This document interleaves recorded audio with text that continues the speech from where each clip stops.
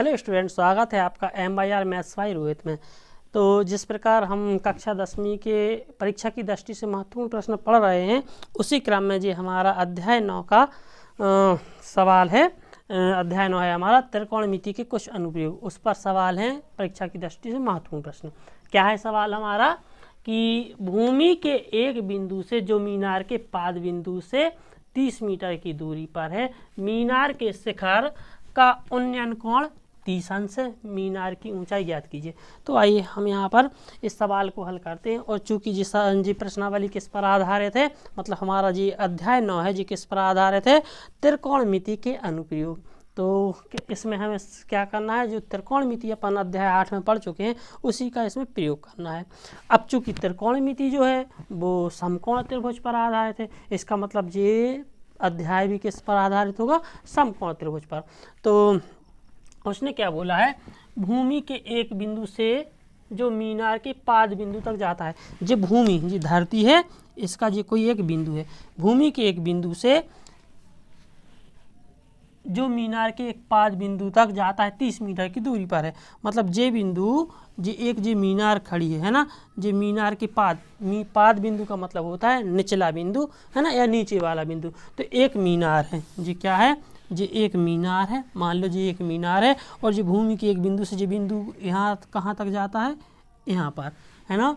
मीनार के भूमि के एक बिंदु से मीनार के पाद बिंदु के बीच की दूरी कितनी दी है, ये दी है 30 मीटर। और क्या दिया, मीनार के शिखर का उन्नयन कोण, मतलब इस बिंदु से इस मीनार का ये क्या है, शिखर, यहाँ का उन्नयन कोण। उन्नयन कोण का मतलब होता है ऊपर की ओर देखना, उन्नयन का मतलब होता है ऊपर की ओर देखना, और अवनमन का कोण मतलब होता है नीचे की ओर। मतलब यदि कोई व्यक्ति नीचे से ऊपर की ओर देखता है तो जो कोण बनेगा उसको बोलेंगे उन्नयन कोण, और जब व्यक्ति ऊपर से नीचे की ओर देखता है तो कोण नीचे की ओर बनेगा, उसको बोलते हैं अवनमन कोण, है ना। तो उन्नयन कोण कितने अंश का है दिया है, जे भी 30 अंश का है।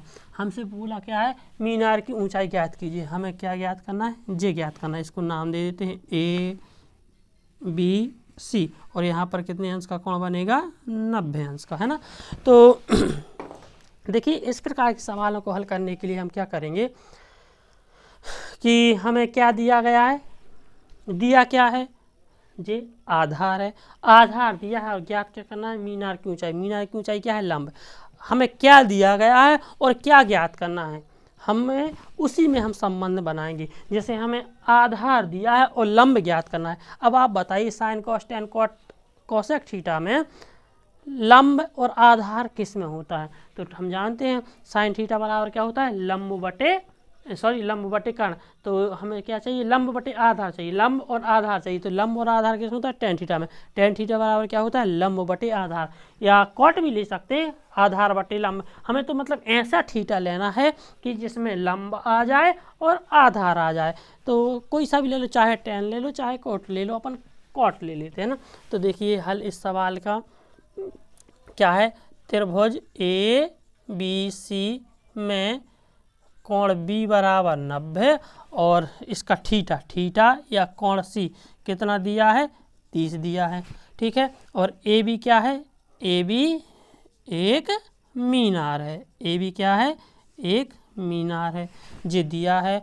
और BC की दूरी कितनी दी है, 30 मीटर, ठीक है। और ज्ञात क्या करना है, हमें ज्ञात करना है, क्या ज्ञात करना है, हमें मीनार की ऊंचाई मतलब AB की ऊंचाई ज्ञात करनी। तो देखिए इसको हल करेंगे, क्या हो जाएगा, ऐसा थीटा लेना है जिसमें क्या हो जाए, आधार दिया है और लंब ज्ञात करना है। तो लंब और आधार किस में होती है, टेन थीटा में। तो टेन थीटा बराबर क्या होता है, लंब बटे आधार। तो टेन थीटा का मान कितना दिया है, 30 अंश बराबर लंब, है ना, सी के सापेक्ष लंब क्या हो जाएगा जी, है ना। तो लंब क्या है हमारा AB और आधार क्या है BC। तो टेन 30 का मान कितना होता है, 1 बटे करनी 3, और AB का मान ज्ञात करना है और BC का मान कितना दिया है, 30। तो ये 30 इस ओर बटे में, इस ओर आएगा तो किस में हो जाएगा, गुणा में। तो 30 एकम 30 बटे करणी 3 बराबर ए बी, है ना। तो ए बी बराबर क्या हो जाएगा, 30 बटे करनी 3 लिखा हुआ है। इसमें हम एक काम कर सकते हैं, ऊपर नीचे करनी 3 से गुणा कर दें, है ना। तो क्या हो जाएगा, ए बी बराबर 30 का करनी 3 गुणा होगा तो 30 करनी 3, और करनी 3 का गुणा करनी 3 में होगा तो 3 बाहर आ जाए, क्यों, 3 तेर का 9, कितना हो जाएगा, 3 तेर का 9, और 9 किसका वर्ग होता है, 3 का वर्ग, तो 3 के वर्ग से करनी कट जाएगी तो क्या आ जाएगा 3, तो 3 धाम 30। तो ए बी बराबर कितना आ जाएगा, 10 करनी 3, ठीक है। तो ए बी बराबर क्या हो जाएगा, 10 करनी 3। अतः मीनार की ऊंचाई कितनी है, अतः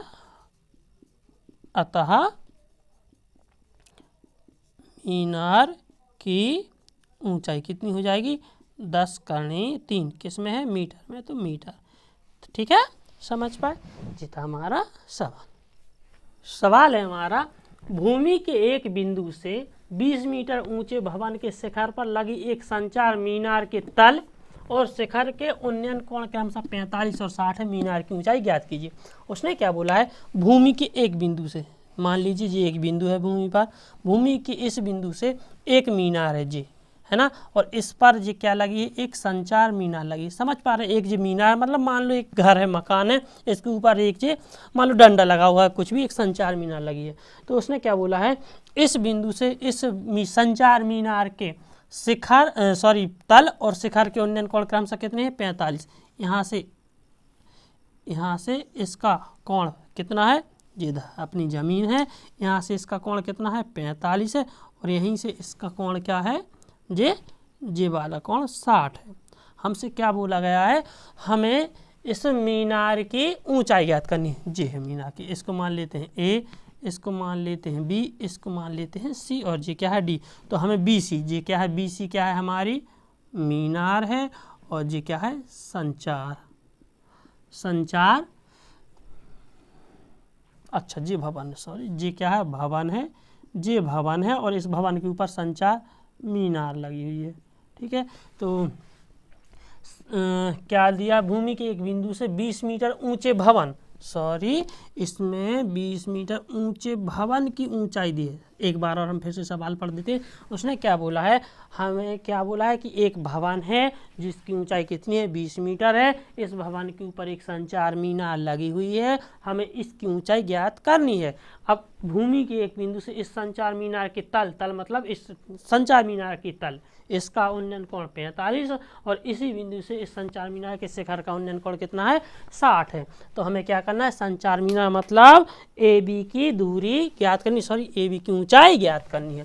तो देखिए हल करते हैं इस सवाल को। तो क्या दिया है, बी सी क्या है, भवन की ऊंचाई है ना, कितनी दी है, 20 मीटर, है ना। और क्या दिया गया है कि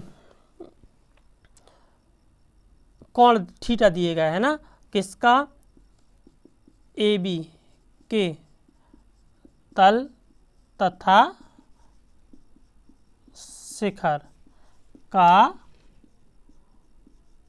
उन्नयन कोण कितना दिया गया है, 45 और 60 दिया गया है, ठीक है। अच्छा, और ज्ञात क्या करना है, ए बी, है ना, ज्ञात करना है, क्या ज्ञात करना है, ए बी की ऊंचाई ज्ञात करनी। तो देखिए हम क्या करेंगे कि किस किस में संबंध बताएंगे, कर्ण और लंब में, कि लंब और आधार में, कि कर्ण और आधार में।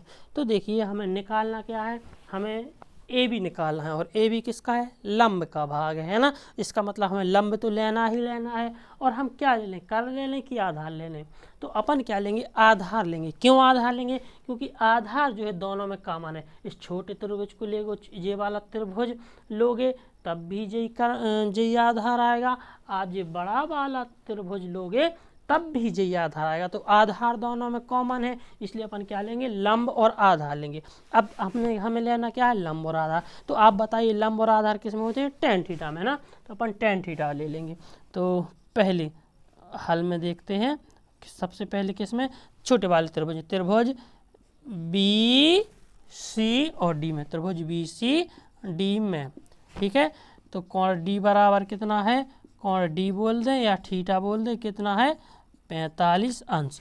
तो टेन थीटा बराबर क्या होता है, टेन थीटा बराबर लंब बटे आधार, लंब बटे आधार। तो टेन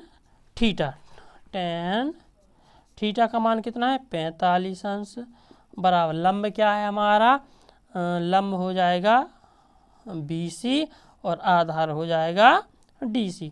तो टेन 45 का मान कितना होता है 1 बराबर BC का मान कितना है 20 बटे में क्या है DC, जो DC शुरू बटे में यहाँ पर आएगा तो गुणा में DC एकम DC बराबर क्या हो जाएगा 20 मीटर।